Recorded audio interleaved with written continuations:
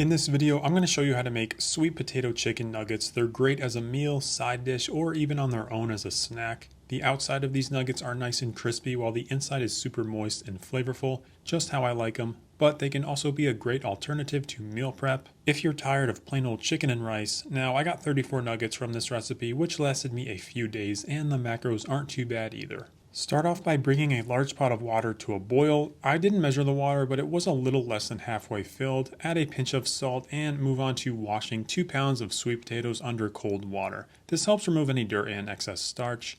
I then moved on to peeling the potatoes.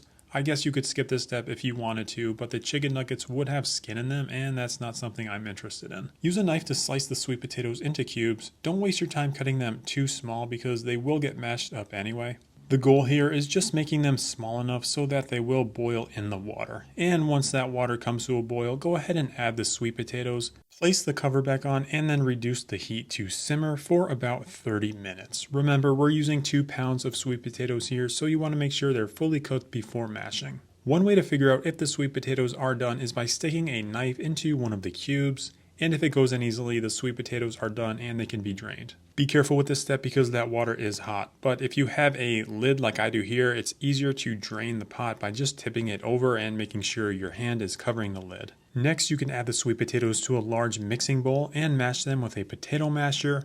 If you don't have that kitchen tool, just do what I did here and use a large fork. It works just the same.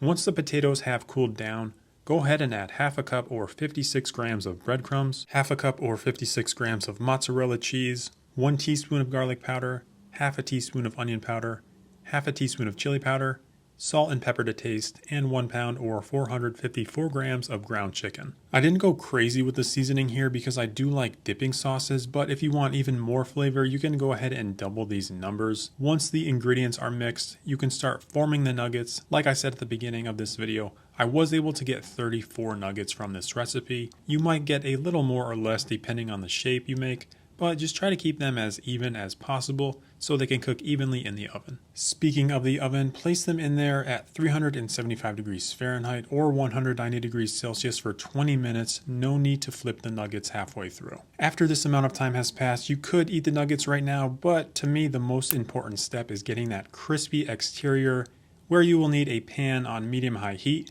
and each side just throw them on there for 30 seconds per side. Again, this step is optional, but I find that it really gets that nice crispy exterior and the inside still remains moist and juicy. Don't forget to use tongs to flip your sweet potato chicken nuggets because they will be hot on this pan. And that is all it takes for this recipe. The macros for one nugget are 47 calories, 6.5 grams of carbs, 0.5 grams of fat, and 4 grams of protein. And like I said, 34 nuggets, and that is what we're working with when it comes to macros for one nugget.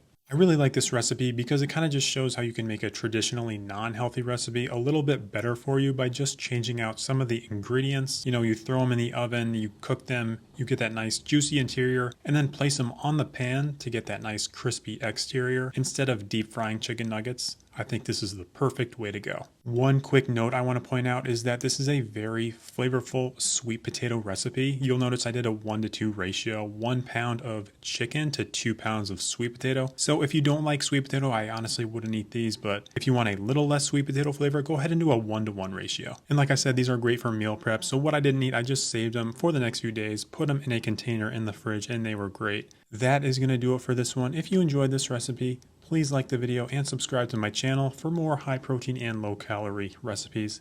Thank you so much, and I'll see you in the next one.